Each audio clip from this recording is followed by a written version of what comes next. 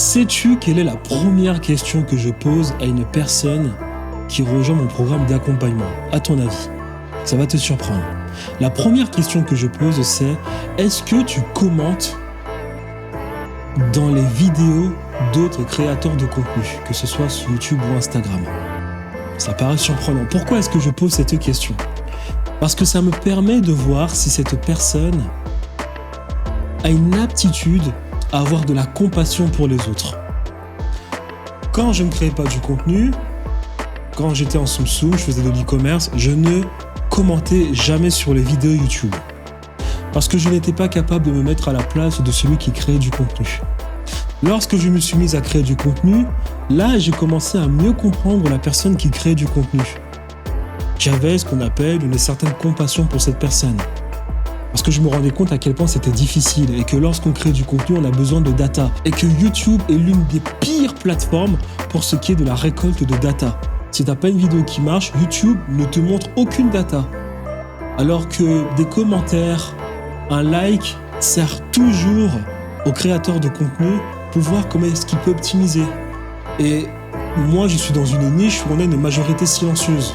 Des personnes qui regardent tes vidéos mais ne commentent jamais. Et je me pose beaucoup de questions. Je me dis, mais c'est quand même fou parce que mes potentiels clients sont des personnes qui forcément créent du contenu. Mais pourquoi est-ce qu'elles ne commentent jamais sur les posts d'autres personnes? Là, je me dis que cela veut dire que ces personnes n'ont pas une certaine aptitude à avoir de la compassion pour les autres.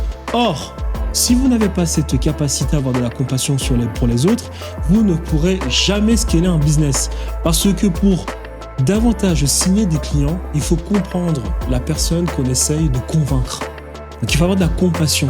Parce que la personne qui va dépenser de l'argent chez toi est une personne qui a besoin de sentir que tu la comprends, que tu as été à sa place, que tu comprends parfaitement ses challenges en tant qu'humain, pas forcément techniquement parlant, c'est-à-dire en termes de compétences, mais surtout en tant qu'humain.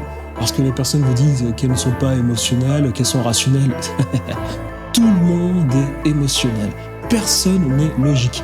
L'humain n'est pas logique. Si l'humain était rationnel, le concept de probabilité en science n'allait pas exister. Les probabilités existent parce que les gens sont émotionnels. J'espère que vous comprenez. Et donc à partir de là, si tu n'as pas cette capacité à avoir de la compassion pour les autres, tu auras toujours du mal à comprendre ce dont ont besoin les autres pour mieux les cerner et les closer, tout simplement. Voilà pourquoi est-ce que je pose cette question.